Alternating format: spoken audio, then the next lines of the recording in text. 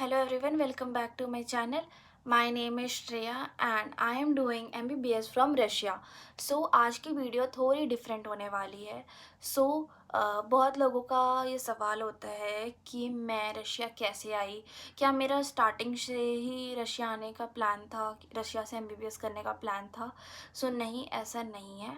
So इस video में मैं अपनी जर्नी शेयर करने वाली हूँ, या यूँ कहूँ मेरी नीट प्रिपरेशन से लेकर के MBBS तक का, रशिया आने तक का मैं अपना जर्नी इस वीडियो में आपसे शेयर करूँगी. सो मे बी अगर आप नीट स्टूडेंट हो, नीट की प्रिपरेशन कर रहे हो या रिज़ल्ट आने का वेट कर रहे हो या कंफ्यूज्ड हो, तो मे बी ये वीडियो से आप रिलेट कर पाओगे. सो बिना टाइम वेस्ट किए वीडियो को स्टार्ट करते हैं. जैसे बहुत सारे मेडिकल स्टूडेंट्स का ये ड्रीम होता है, वैसे ही मेरा भी ड्रीम था दैट मुझे डॉक्टर बनना है. और नीट के प्रिपरेशन के टाइम ऑफ कोर्स थोड़ा स्ट्रेस होता है और प्रेशर होता है. नेचुरली पेरेंट्स के तरफ से भी एक्सपेक्टेशंस होती हैं, ऑब्वियस है. सो ये सारी चीज़ें थी, बट मेरे माइंड में एक चीज़ क्लियर थी कि I want to study medicine. So शुरू से शुरू करती हूँ. जब मैंने ड्रॉप लिया था तो अभी मैंने सोचा था कि मेरे को बाहर से आके स्टडी करनी है. जब मेरे नीट में रिज़ल्ट अच्छा नहीं आया था, जब मेरे को गवर्नमेंट सीट नहीं मिली थी, जब भी मैंने सोचा था कि मुझे अब्रॉड से आके स्टडी करनी है. बट उस टाइम पेरेंट्स के माइंड में भी चीज़ थी कि मैं बाहर अकेले कैसे मैनेज करूँगी. सो मैं रशिया नहीं आ पाई. और मैंने एक और ड्रॉप लिया. उसके बाद नीट की प्रिपरेशन वापस चालू करी, वापस से सेम स्टडी, वापस से सेम सब कुछ, इमोशन से गुज़रना, सब कुछ वापस फेस किया. और अगेन जब नीट का रिज़ल्ट आया तो यही सारी चीज़ें वापस से हुई कि स्कैम हो रहे हैं, पेपर लीक हो रहे हैं, और मेरा रिज़ल्ट भी अच्छा नहीं आया था. सो मेरे को गवर्नमेंट सीट नहीं मिली उस टाइम. सो ऑप्शंस बहुत थे.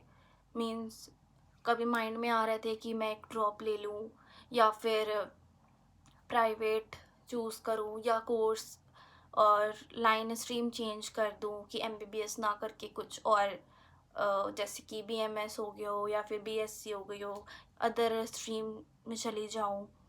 बहुत सारी चीज़ें माइंड में आ रही थी, बट मेरे माइंड में एक ये भी था कहीं ना कहीं कि नहीं यार, मुझे तो MBBS ही करनी है, मुझे तो डॉक्टर ही बनना है. मेरा शुरू से यही था. सो मैंने थोड़ा सोचा, 2 दिन टाइम लिया, और जब ये सारी चीज़ें न्यूज़ में आने लग गई कि पेपर लीक हुआ एंड ऑल, सो मैं बिल्कुल भी अपने साइड से नहीं ट्रस्ट करना चाहती थी NTA के ऊपर कि मैं NTA पे ट्रस्ट करूं और एक और ड्रॉप की तरफ फॉरवर्ड करूं. सो मैंने बाहर से, अब्रॉड से करने का डिसीज़न लिया और यहाँ से रिलेटेड चीज़ें फिर सर्च करना शुरू करी. मैंने कोई भी जल्दीबाजी नहीं की थी. मैंने टाइम लिया, अच्छे से रिसर्च किया अब्रॉड के बारे में, कौन सी कंट्री बेस्ट होगी. फिर मैंने सोचा कि नहीं, रशिया है, रशिया ही लेके चलते हैं. और रशिया के अंदर ही फिर मैंने यूनिवर्सिटीज़ सर्च करना शुरू करी. एंड देन मैंने पेरेंट्स के साथ डिस्कस किया. रिज़ल्ट के टाइम भी मेरे पेरेंट्स बहुत ज़्यादा मेरे साथ थे कि जो डिसीज़न मुझे लेना था उन्होंने मेरा साथ दिया उस टाइम पे ही. कि मैंने जब बोला कि ठीक है मुझे MBBS करना है अब्रॉड से बाहर जाकर, तो उन्होंने उस चीज़ को समझा और रिसर्च के टाइम और उस फेज़ के टाइम मेरा साथ दिया. ये चीज़ मेरे साथ लकीली बहुत अच्छी थी. जैसी सारी रिसर्च कंप्लीट हुई, यूनिवर्सिटी वगैरह डिसाइड हुआ, अंदर अंदर कहीं ना कहीं एक्साइटमेंट वगैरह तो थी, बट थोड़ा बहुत डर भी था कि हाँ भाई, घर से इतनी दूर जा रहे हैं और होम सिकनेस वगैरह होंगी. थोड़ा बहुत इन सब चीज़ों से डर लग रहा था, बट हाँ अंदर एक्साइटमेंट थी थोड़ी बहुत. अब मैं आती हूँ मेरे शुरू के कुछ दिन यहाँ रशिया में. उस चीज़ को मैं आपसे डिस्कस करती हूँ कि यहाँ आने के बाद मेरी लाइफ कैसी हुई और क्या क्या चीज़ें मैंने फ़ेस की स्टार्टिंग के टाइम. सो ऑफ कोर्स नई कंट्री है, नए लोग हैं, लैंग्वेज नहीं आती है, कैसे एडजस्ट करूँगी, तो ऑफ कोर्स बहुत टाइम लगा था शुरू में एडजस्ट करने में। मीन्स थोड़ा बहुत डरना, ये सब ऑफ कोर्स नॉर्मल था। और बाद बट ये सारी चीज़ें जो भी अनफेमिलियर सी चीज़ें थी, वो बिल्कुल फेमिलियर सी हो गई, और बिल्कुल मैं इस इन्वायरमेंट में कंफर्टेबल हो गई एक तरीके से।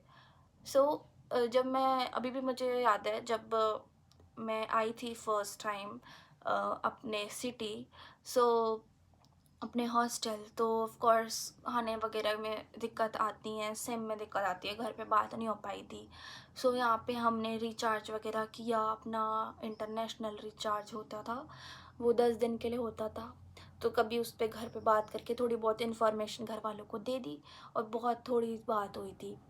और ऐसे ही शुरू के कुछ दिन तो गए, 2-3 दिन तो बहुत मुश्किल होता था कि बात हो जाए घर पे, या फिर कुछ खाना वगैरह मिल जाए। बट हाँ, थोड़ा सीनियर सही थे, हमें शुरू में ऐसा सपोर्ट मिलता था सीनियर का। और धीरे धीरे ये सारी प्रोसेस हुई, हमारे सिम कार्ड्स हमें मिले, हमें बैंक कार्ड बनाया गया, हमें ये सब मिला। तो 1-2 महीने बाद हमें प्रॉपर हम यहाँ पे सेट हो गए with SIM, bank card, everything. So कोई फिर उसके बाद दिक्कत हमें नहीं हुई, शुरू के दिन हुई थी बस, उसके बाद सब यहाँ पे नॉर्मल सेट हो गया। So in Russia now what I learn here, वो मैं आपको बता रही हूँ। लाइक अभी भी मैं सीख ही रही हूँ, बट स्टिल हर सेमेस्टर नई चीज़ें सीखती हूँ, नई चीज़ें सीखने को मिलती हैं। वन मोर पॉइंट दैट, अगर मैं अभी देखती हूँ पीछे मुड़कर, तो मुझे लगता है कि हाँ, जो उस टाइम मैंने ये डिसीज़न लिया था अब्रॉड आने का, वो डिसीज़न मेरी लाइफ का एकदम टर्निंग पॉइंट था। एंड आई थिंक, नहीं, आई एम श्योर दैट वो डिसीज़न मेरे लाइफ का बेस्ट डिसीज़न था। अब तक की जर्नी से मैं बिल्कुल यही कहूँगी कि वो बेस्ट डिसीज़न था मेरा रशिया।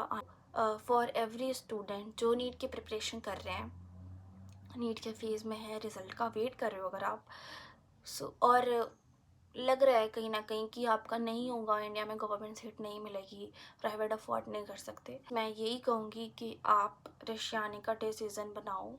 कोई भी यूनिवर्सिटी चूज़ करो, बस अच्छे से रिसर्च करो उस चीज़ के ऊपर, और फिर डिसाइड करो। ये चीज़ बिल्कुल ध्यान रखना कि आपका गोल है कि आपको डॉक्टर बनना है।